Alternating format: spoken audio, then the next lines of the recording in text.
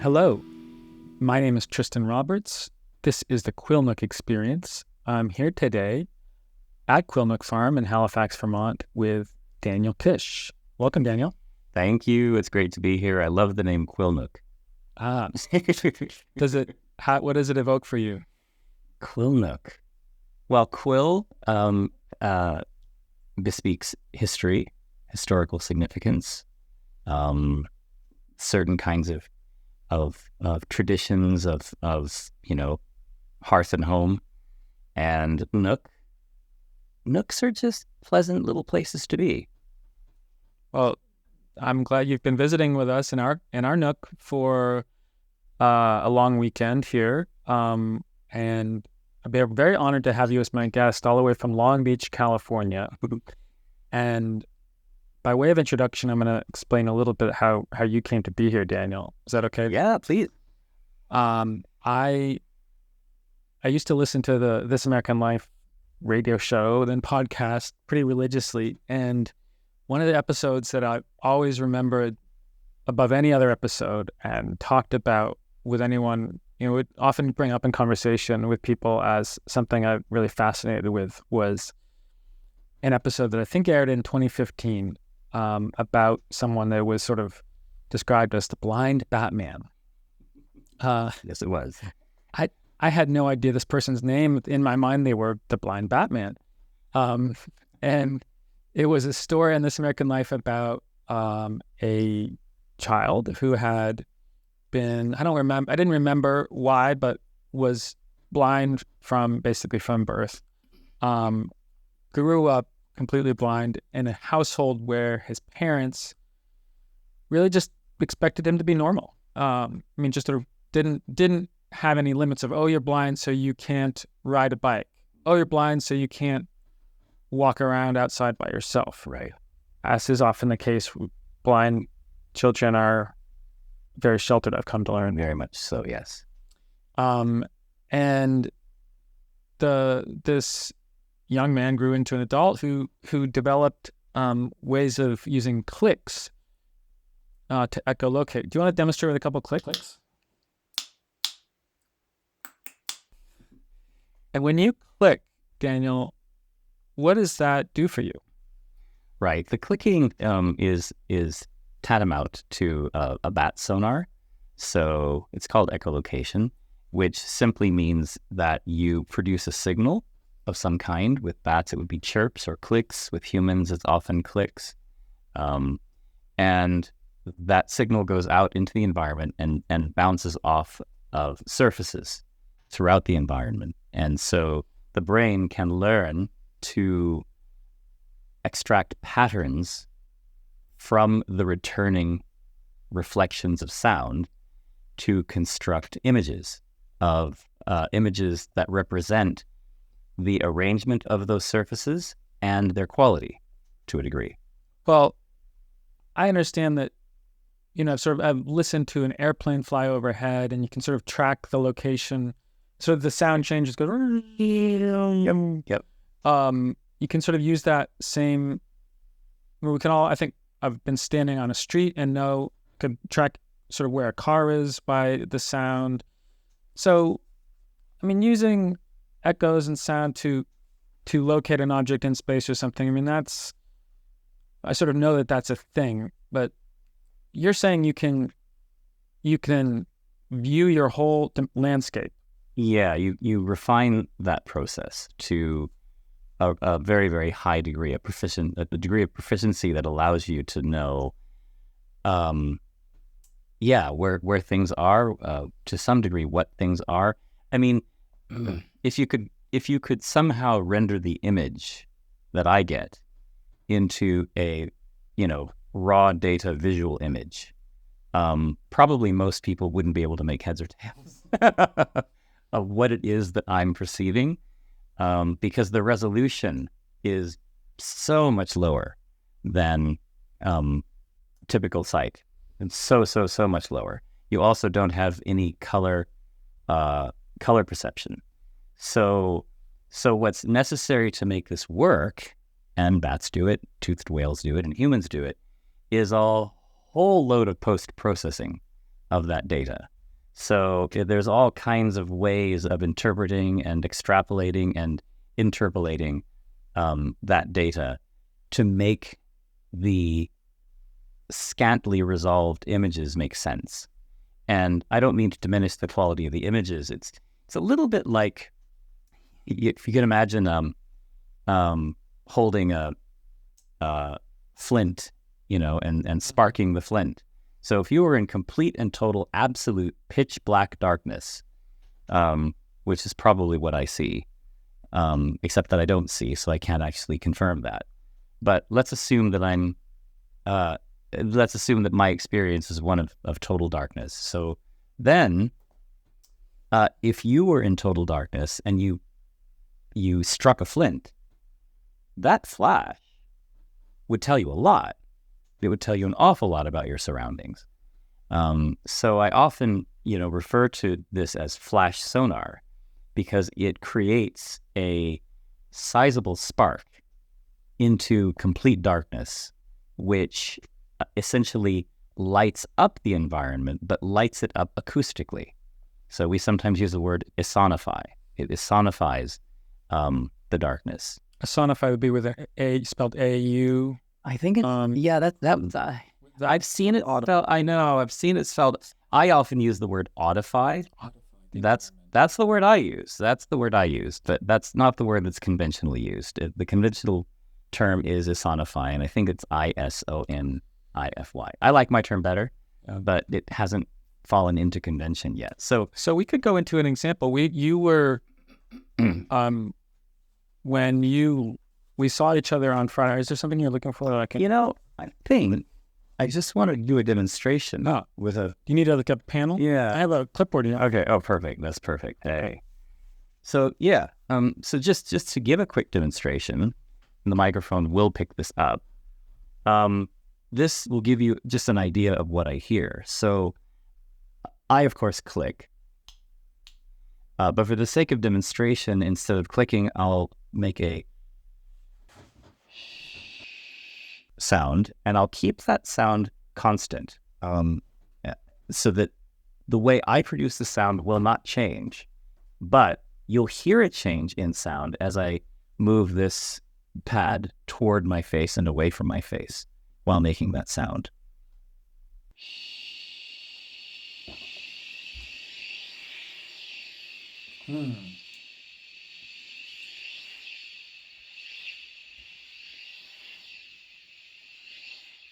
That is such a soothing sound. Yeah. Before you say back to being an early parent, and we did the shushing with this wonderful. Yes. And the fluctuation of that sound, children do tend to find really soothing. I've used it many times to calm children, but you can also kind of think of it as a gradually fluctuating white noise or waves in the ocean. Those fluctuating timbres seem to be quite relaxing, but they're also quite informative. Yes. So as an echolocator, I sort of constantly hear variations of what you just heard. But those variations allow me to determine a lot more. They allow me to determine and out for dozens or even hundreds of meters, depending on the circumstance. Well, let's give an example. When we met up Friday afternoon, you met me at the State House in Montpelier, and that's a building that many listeners have been in or could look pictures. If you haven't been there, you can easily find pictures of it online. So we listeners visually know what this building looks like and what the rooms are like. What was it like for you when you audified it? Yeah. Well, the first thing you notice are acoustically rustic hallways and chambers of various sizes. It seemed like every single chamber we visited was of different size or configuration. The ceilings were very high, and one of the things I definitely noticed in at least two of those spaces were the chandeliers hanging quite low from these rather high ceilings, and that actually surprised me. I just, in my mind's eye, I imagined chandeliers hanging further up. I guess hanging them lower makes them easier to turn on or change light bulbs or whatever. That makes sense. But in my mind, they would have been much higher. And I was just a little bit surprised to find that they were as low as they were. But I was certainly able to detect those. Now, it's context that tells me what they are. It's so... You weren't viewing them in any resolution. No, I mean, only that they appeared as jumbled elements. They appeared as jumbled elements, right? So the fact that they were jumbled elements, the fact that they did not appear to be connected to the floor, they're not likely just hanging in space either without aliens or aliens. Yes, you've discovered anti-grav in your in your legislature, but I know what chandeliers are, and I know how they hang, and I deduced from context that that's what they were. So chandeliers, long corridors. Some are quite wide, almost like antechambers, or you come up the stairs and the corridor is quite wide and then it narrows down. Anyway, so those kinds of things, and then the chambers themselves, all different sizes. Those kinds of things. I mean, a lot of blind people can do room size. They may not get the precision. They may not get the shape. They may not, get if a room is slightly larger or slightly smaller. But even sighted people, if you blindfold them and you take them into a room and you challenge them to do so, they can often tell you with a fair degree of confidence roughly what size a room is. This would be like being in a cave or basement and the lights go out, and as a sighted person in such a suddenly vulnerable environment, I could probably kind of stumble around, and the sound of my footsteps might give me a sense of, I'm in a small part of the chamber, right, a large part, or give me a sense of, okay, I think I should go that way towards the door. Right, open versus closed, things like that. This is a skill that any human being who has ears, who has a sense of hearing, which not all do, but most of us has a sense of hearing. This is something most of us can do. What makes you different in how you've developed this skill? Besides the resolution, which I think is really amazing. Well, the resolution is, So level of proficiency. So you've done a lot of practice, a lot of computation. You're very good at recognizing patterns and understanding what's around you. I'm 57 years old. I've been blind for about 56 of those years. Using echolocation for nearly that long, by all reports, and as far back as I can remember. So lots of practice, lots of experience, lots of support to do so, or at least there wasn't support not to do so. So I would say level of proficiency. So a great many blind people either do echolocate or have at some time in their lives echolocated. But echolocation, like any skill or talent, has levels of proficiency. So one of the things I focus on as a teacher is to help people realize a high level of proficiency, which gives you more precision about your environment at greater distances, and more details. The other thing is that I've codified a method of teaching the skill. So along with a host of other skills that are, I'll say they're complementary, but really it's more of a holistic skill development process, and flash sonar is a part of that process. So prior to my embarking on teaching this skill and other skills, there really wasn't any kind of consolidated, documented, or codified method of teaching this. It wasn't that it wasn't recognized. There was sort of a kind of incidental or passive awareness that people could do this, that some blind people could do this, but very little idea that it could be taught, in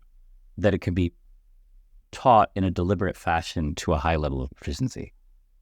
it hasn't been that long since. When was Helen Keller taught with Aunt Sullivan? Yeah. So she was born in the latter part of the 18th century. And I believe Anne Sullivan started teaching her when she was maybe around 6.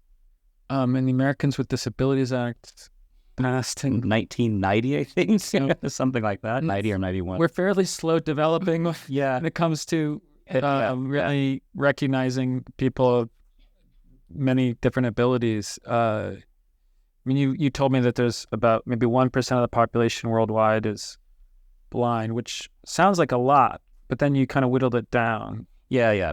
So about 1% of the population, roughly, has a significant visual impairment. So a visual impairment to the extent that they wouldn't be able to drive or read standard print. The print would have to be relatively large or extremely close. So if an individual, so the technical definition of legal blindness is around about 10% of normal vision. So if you have 10% of visual acuity, or I believe it's 10% visual field, something like that, you can qualify as legally blind. It's not a medical definition, really. It's a legal definition.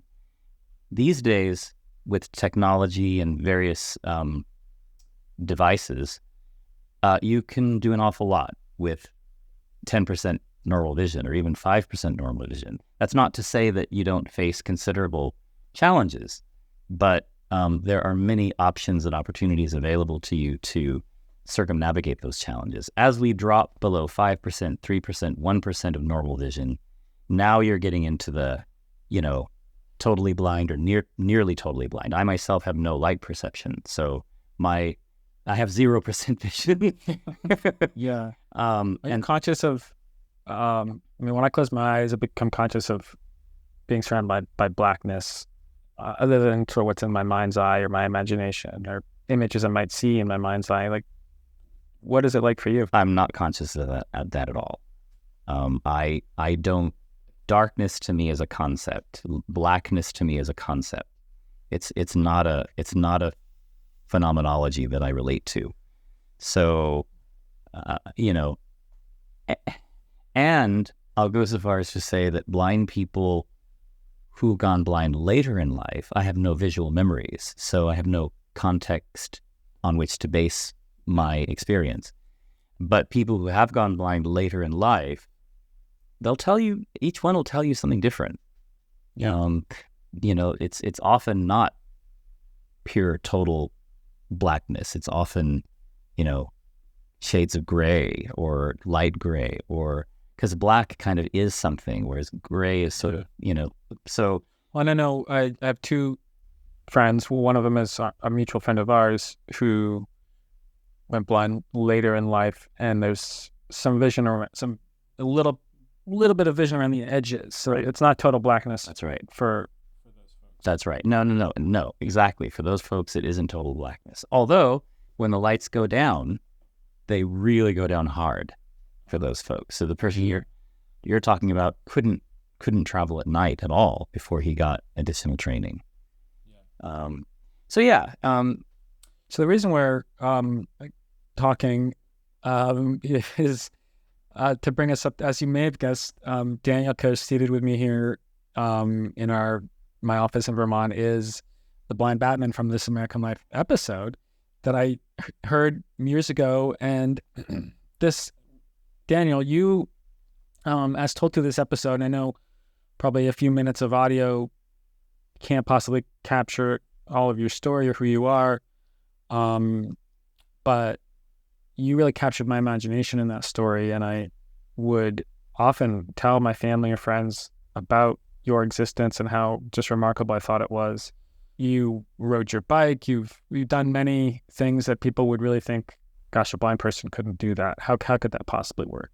Just your story really stood out for me, I think, because it illuminated the power of persistence, of not accepting the limits that you apparently were born with, but it really putting yourself forward and having the freedom to do that, and being sort of having parents who, for better or for worse, I know parents are complicated. In your case, they gave you a lot of freedom and encouragement.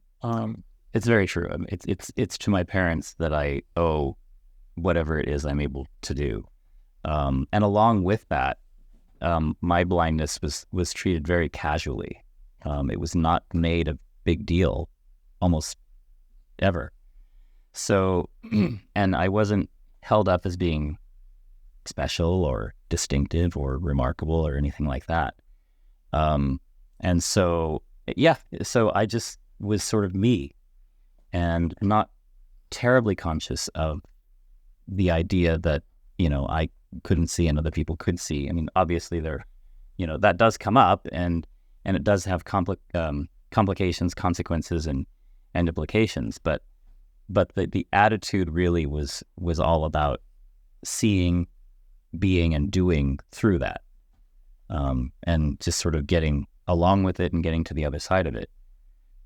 For me, that particular episode, one of the things I liked so much about the episode is it wasn't really about blindness per se. The theme of the episode was not, here's a blind guy, look what he can do. The theme of the episode was really about the power of expectations. Yes. Right? And they opened the show with that. I mean, I wasn't even the first person on the show. I wasn't even mentioned, until well into the episode. So they started off interviewing people who are kind of experts in this power of expectation stuff. And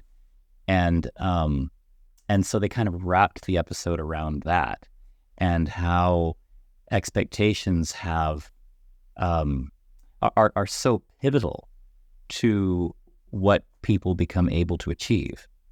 And so, yes, then I'm held up as a kind of example where the expectations were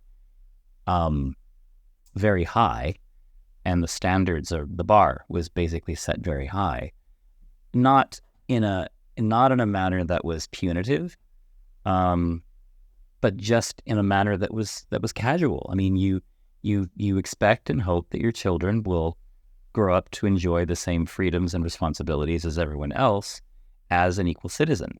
I mean, I think that hopefully kind of summarizes what most parents hope for and expect of their children. And this absolute same was true for me. Well, I think it's what you just took for granted about parents is often not someone's experience. Speaking as someone who has I think a more nuanced understanding of how I was parented, I feel as though, and again, we've talked about your childhood a bit. I know your parents weren't sort of angels. I don't want to glorify, sort of put it on a pedestal. They weren't. We had our family issues, to be sure. Absolutely. But it seems as though there really was this wholehearted, just like he's going to do his life. And I mean, did you ever have fear? Oh my gosh, if I can't do something, then I'll really have no safety net, or I'll really be screwed. Or was there fear? Well, yes and no. Two things. One is there was sometimes fear, maybe a bit of anxiety or apprehension sometimes. But more, it was just an awareness of things as I became more and more mature. I mean, the world does require an awful lot of all of us to manage, to grow up, to adult, so to speak. And for a blind person, many of the things that the world requires they just often seem so far out of reach. If you kind of think of the three main things would be being able to read, being able to drive, and being able to walk around. Those three things are all very significant challenges. Well, we just did a little laundry here this morning, and you brought your laundry over, and I put it in, and I thought, oh gosh, how could a blind person to handle this touchscreen electronic washing machine where you have a multi-level set of menus that only shows up on a screen. There's no audibility option. There's no braille. You showed me that there's some apps that have been developed that are very helpful for this, but I was just thinking, wow, this process, I don't know how I would do this if I was not a sighted person. You would not buy that particular machine. You you pick and choose. You pick and choose your environments. You pick and choose your consumer electronics. Consumer electronics are becoming a disaster for blind people. You have to be just very, very selective about what you buy and whether or not it's usable out of the box, whether or not there are workarounds to some inusabilities, or can it be adapted in some way to make it more usable? A lot of these touch screens can. The multi-level menus are pretty much a no deal. But if it's just like a panel, where you just have a bunch of things and you touch them, then yeah, you can just mark those up with something tactile.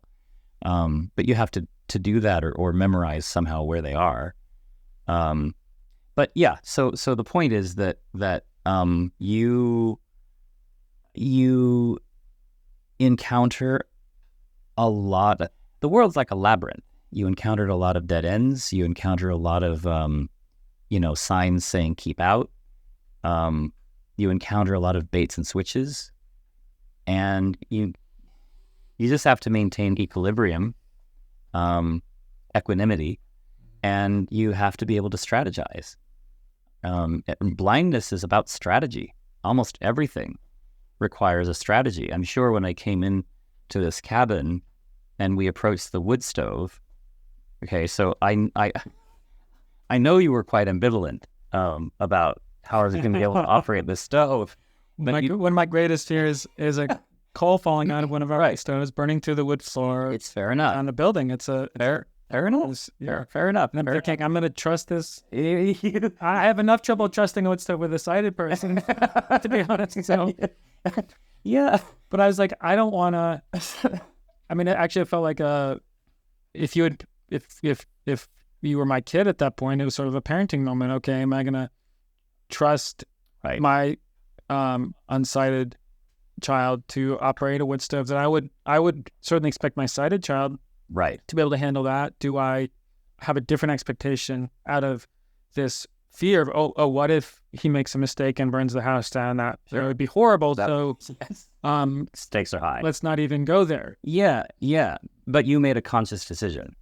Yes. You did ask if I was familiar with wood stoves. I said yes. I was. That was true. I could have just said yes, but I think you trust me well enough to know that if I say yes to something, it means yes. And then there are strategies. It's all about strategies. For example, that wood stove was glowing pretty hot when we came in that night. It was not touchable.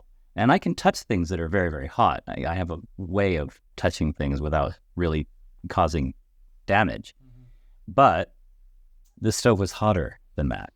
And you have precisely two elements on that stove that can be touched without burning yourself. And then the two wooden handles, the one on the door and the one on the dampener, chimney dampener.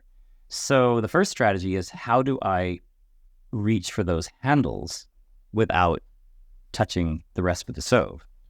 Right. Yeah, and I was guiding your arms a little bit. I didn't want you to inadvertently touch something while reaching for the handle. Of course. And so then I said, do you have a poker or a shovel or something that I could use as a guide? And you did, of course. And so I was able to use that to manage the handles on the stove. The other strategy, there are a bunch of strategies. One is to become familiar with the stove. I was approaching your stove with zero familiarity of it, other than the sort of generic image in my mind of your kind of quintessential generic wood stove. But once you know the size, the height, the width, once you know the position of those handles, then yeah, I can pretty much operate it now without, any significant adaptations, because now I know. And I can kind of tell by the radiant heat and, the sounds coming from within the stove. And of course, I can echolocate the stove because it's big enough, those sorts of things. As far as the coal goes, I mean, the strategy I developed for that is the first thing I do is to shovel the coal back from the edge. That's just the first thing I do. I shovel the coal back from the edge, consolidate the fire if necessary with a shovel. And then, because the shovel is very, very hot, I place it on a metal something rather than the floor. And then, I also use the shovel to determine the layout of the remaining smoldering elements in the stove, so I know where to place and how to position the next log or logs that have to go in. So those are strategies. I don't just chuck in the logs and hope for the best. I strategize that. I'm no more interested in burning down your house than you are. Thank you. So, and then I check. After I do my thing and close up the stove and make sure that it's closed nice and tight, then I do a double check just to make sure that nothing had fallen out. But if something does fall out, I'm also likely to hear it. I will hear it drop onto the floor. But sometimes you get ash and dust, that you wouldn't hear. So I always check. Well, that's not acceptable. Not acceptable. No. Walking, if you were a blind child, learning to adapt around crosswalks, messing up 1 out of 1,000 times is really not acceptable. Correct.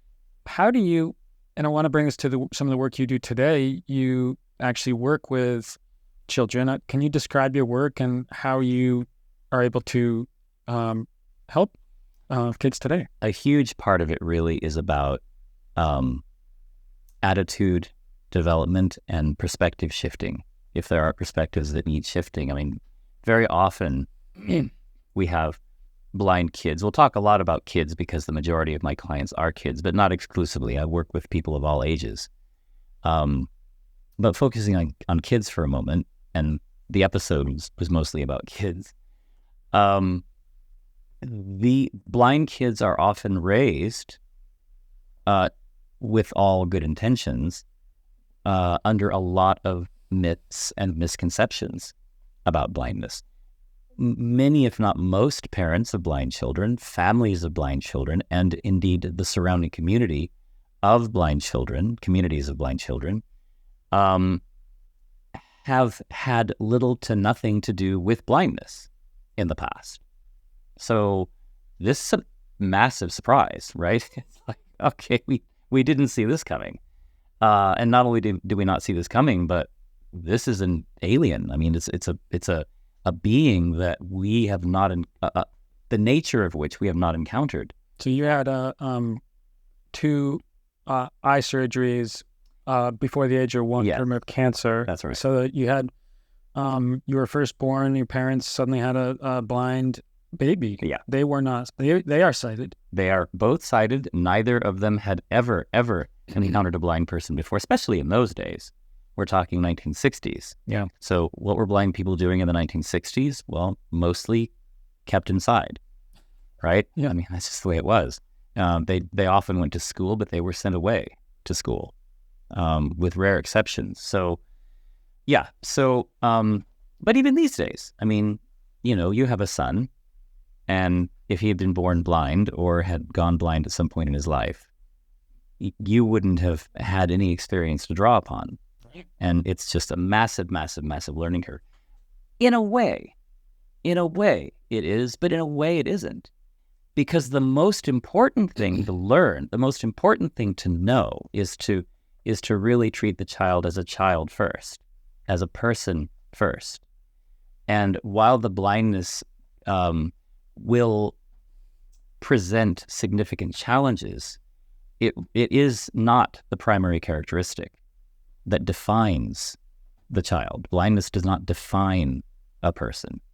So if you head into the process that way, I'll give one very interesting example. So I spoke with parents some years ago. They were from China, and they had a son who I think had just turned 2 or was about to turn 2.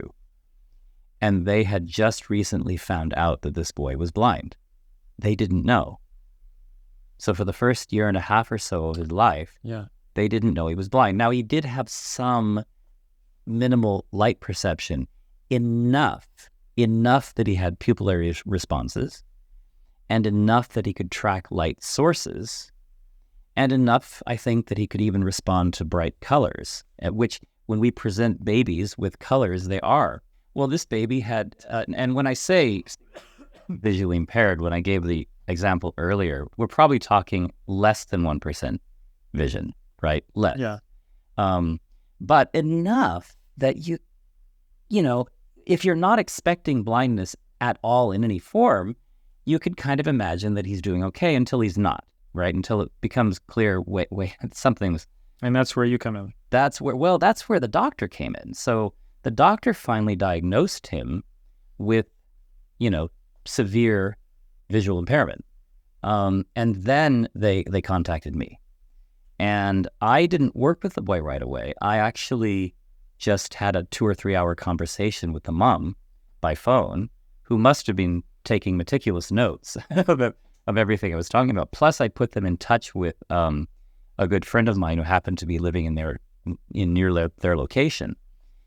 And so time passes, and it's now 4 years later. The boy is 6, and I realize I'm going to be in that area, and I reach out to the parents to let them know, and then I get to meet this famous boy that we've been talking about.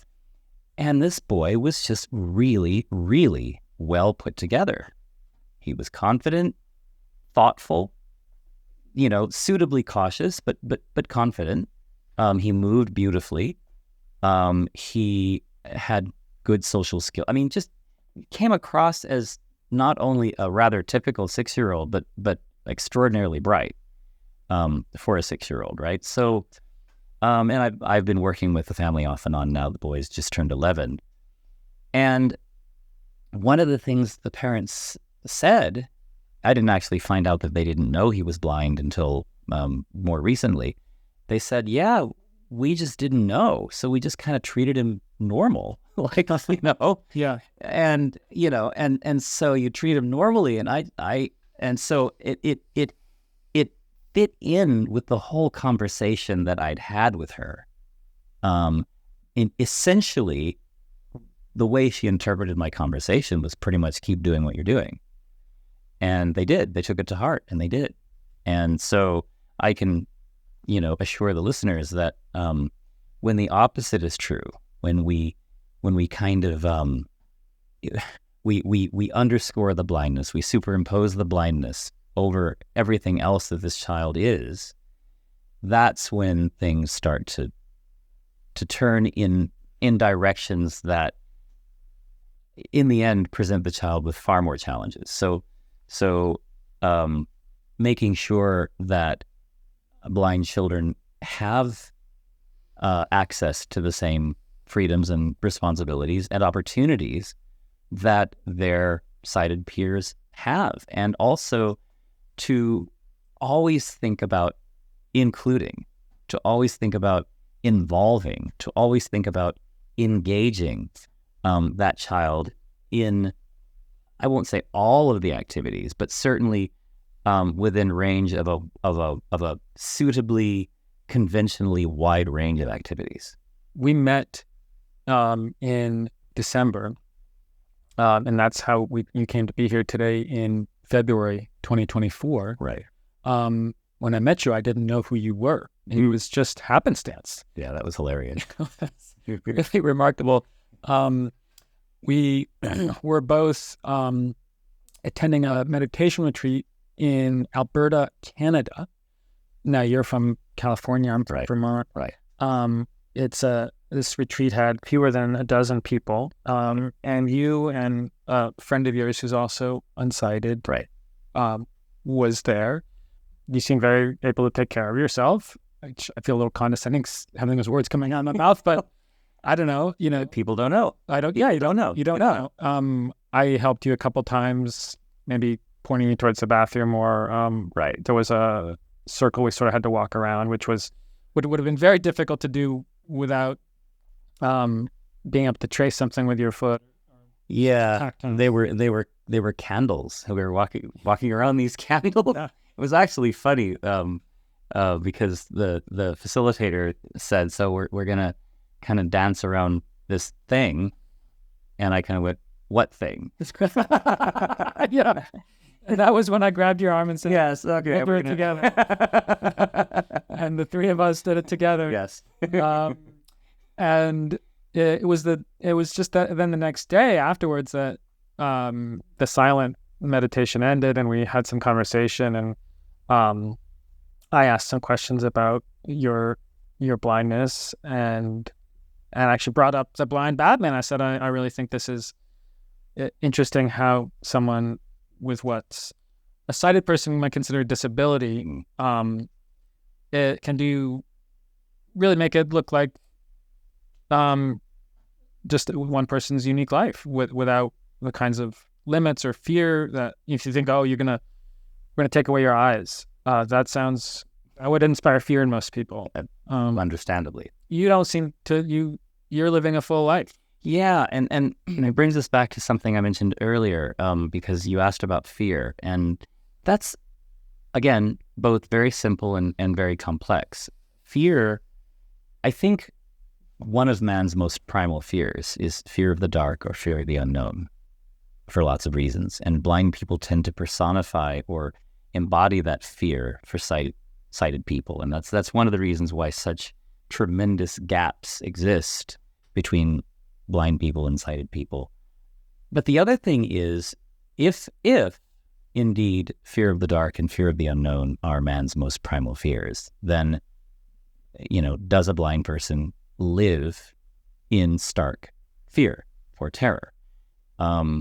If blindness results in total incapacity, do blind people live lives of total incapacity? And the answer is no to both questions. So as a blind person, part of the adaptation of blindness is essentially to neutralize that fear. It's essentially to neutralize fear of the unknown, to neutralize fear of the dark, and not only neutralize fear of the unknown, but to indeed embrace it. Because it's only when you embrace the unknown that the unknown can become known. Not all elements of it, but many elements of it. So, to give a very simple example, a person who cannot or does not echolocate, there are lots of things around them that they would not know until they encountered them physically, with a cane or with their bodies. They wouldn't know, or unless they had someone describe to them what was around them. All of which are viable options, but echolocation provides an additional option for individuals to know, to gather information. So I see blindness not as a condition of information deficit, but as a condition of information acquisition, as a requirement of that challenge. It's, the overarching theme of my life is not about how unaware I am or the deficit of information I have access to. It's about strategizing information acquisition. So that's the key. That's the solution. It's a very solution-oriented approach, I guess, not a problem-oriented approach. Well, I relate to that. I like to strike up conversations with people.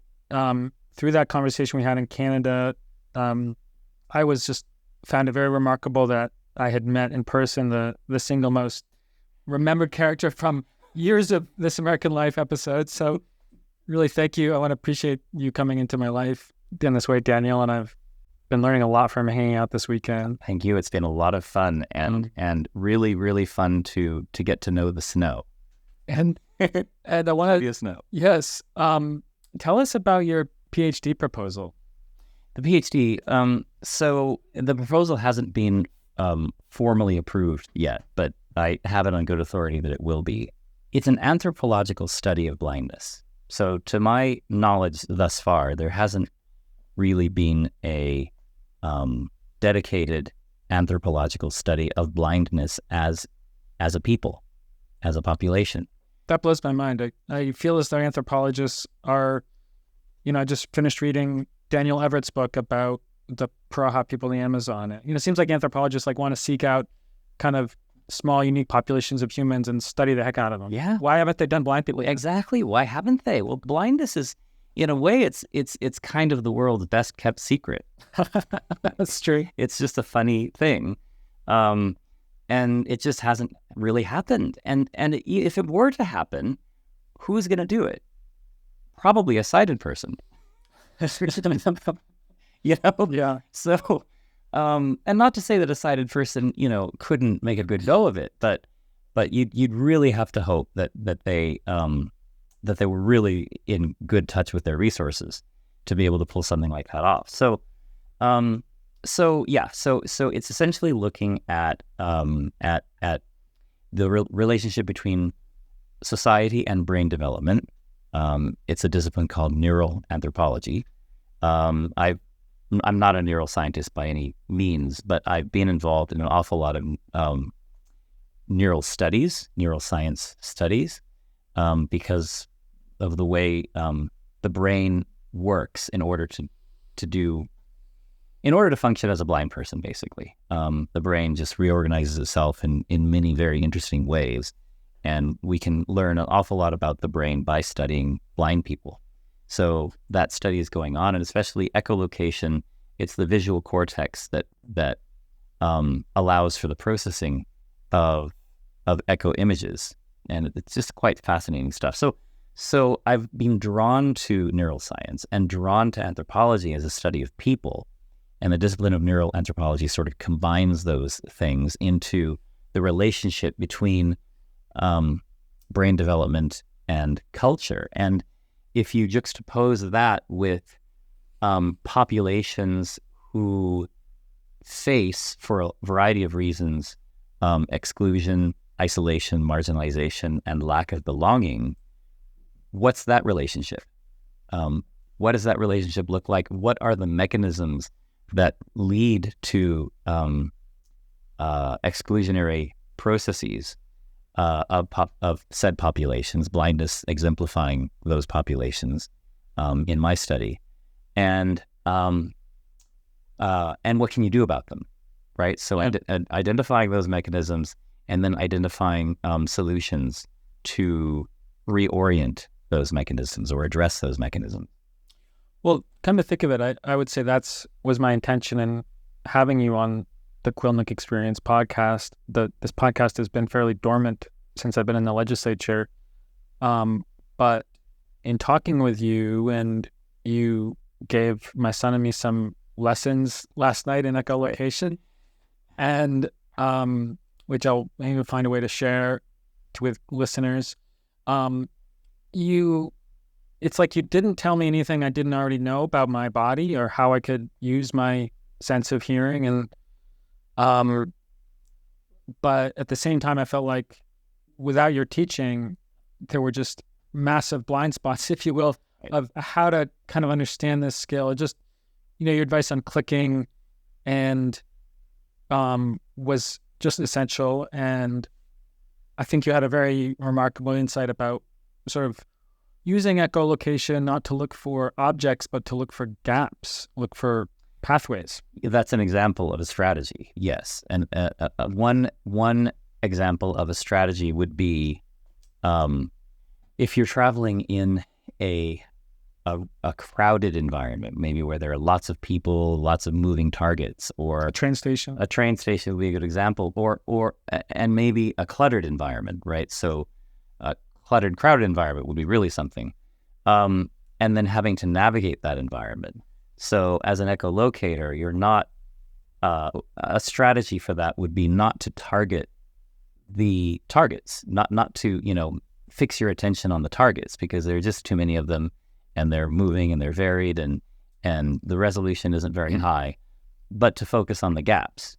So you're basically just searching for gaps.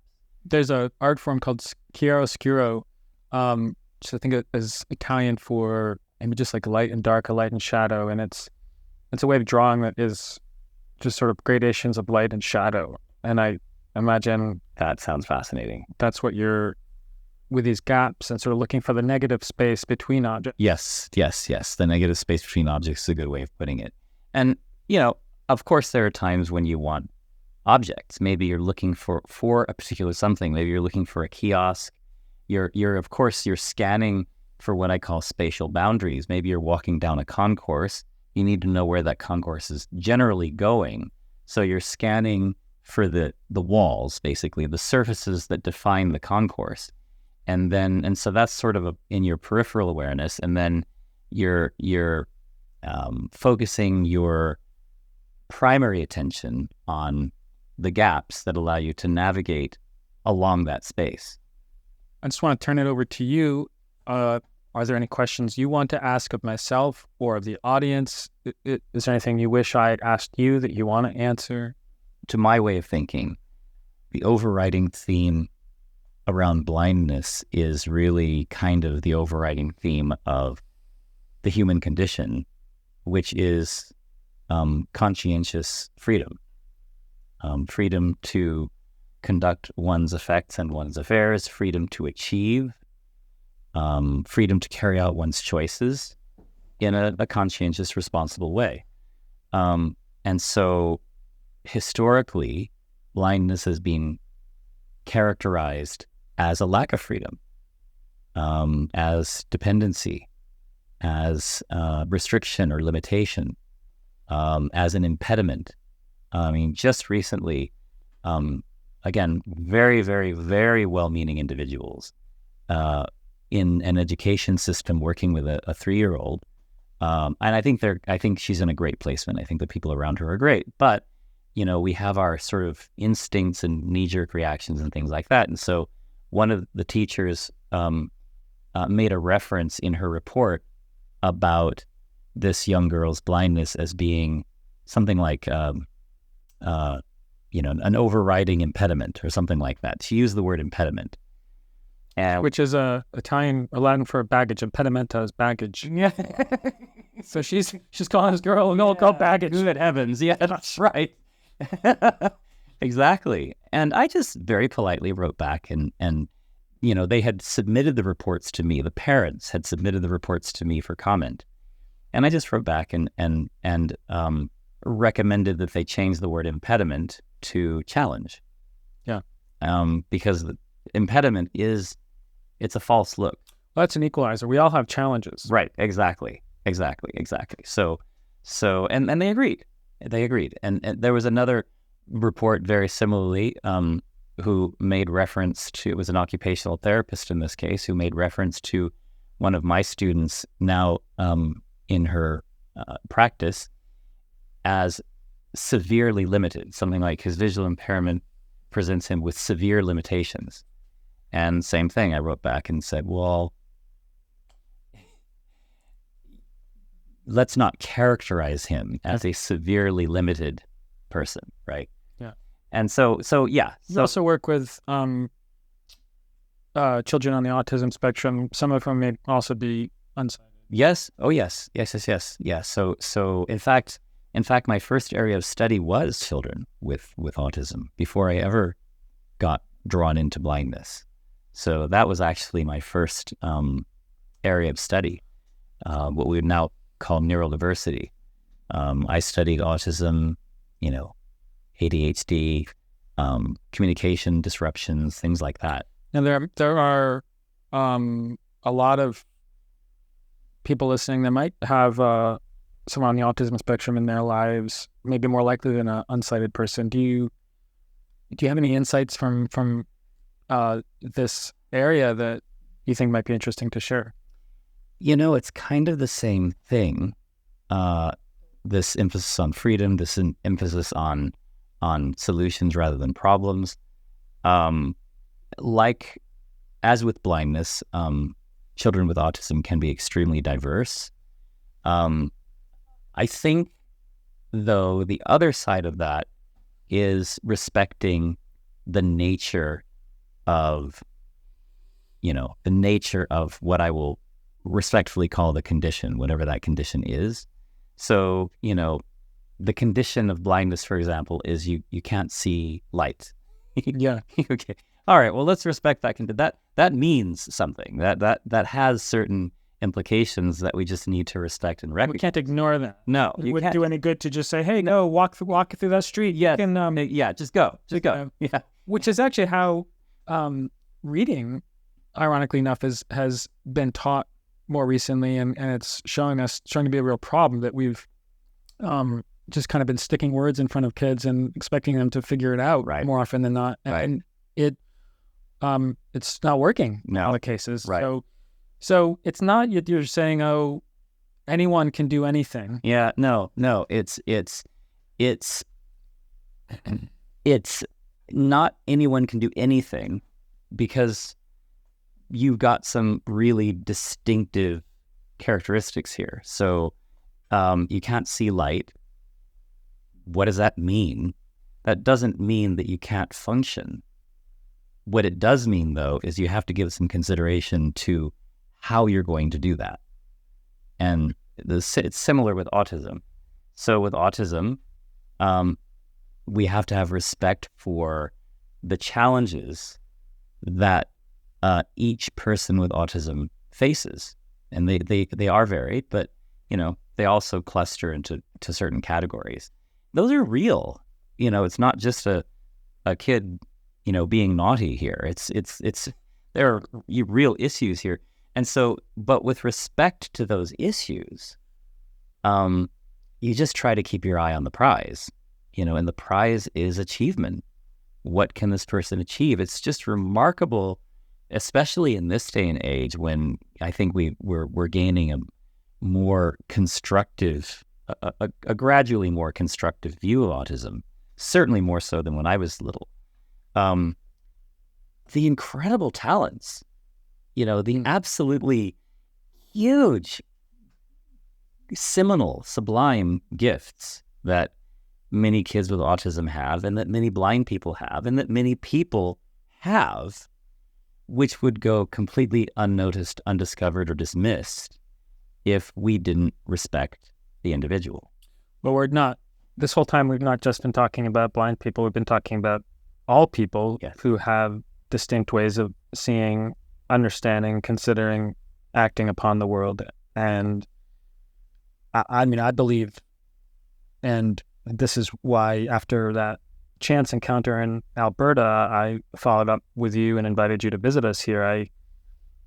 I personally admire you, but not just as a blind person, as a person who is sort of living your unique life with what you've got. And you've also been a singer, you've been a world traveler, you've been a friend, you've had a vacation cabin in California. I feel a little bad talking so much about blindness for the last hour. Your life is noted by that element, but not defined by it. That's exactly right. That's a very, very good way of putting it. It's noted by my blindness, but not defined by it. And that's how I regard myself. I'm not defined by my blindness. It certainly is a notable feature, but it's not a feature that defines who I am or what I do. Thank you for sharing yourself with us, Daniel. Where can, if listeners want to learn more about this phenomenon, learn more about anything that you think they'd find interesting, where would you point them? Well, you could just Google my name, Daniel Kish, and find Kish, Daniel Kish, traditional spelling of Daniel, Kish. And you'll find out more about me than I myself know if you do that. It will lead you to worldaccessfortheblind.org or visioneers.org, Vision EERS, or WAFTB.net. Those are the websites. There's contact information on those websites, and there are some media pieces that have come out recently. There's one that recently came out in the New Yorker, which is probably our most updated media piece. And so if you were to Google New Yorker, Daniel Kish, Echo, ECHO, it will come up. And there's another one, Catalyst, our ABC Catalyst, Daniel Kish, Echolocation, ABC Catalyst. That's an Australian documentary that was also done fairly recently. That's quite a comprehensive look at our work and what we do. And if folks want to follow up further on anything, I believe they're welcome to contact you through your website. Most certainly. Oh, yes, most certainly. There will be a phone number and there will be an email. And I can just give the easy version of the email is DK, so D as in Daniel, K as in Kish, at WAFTB, F as in Foxtrot, B as in Bravo.org. Okay. And I want to encourage people to contact you. It's, I think, worthwhile to strike up a conversation. I've really appreciated your time here at the farm in Vermont, Daniel, and your time today. Thank you. Thank you.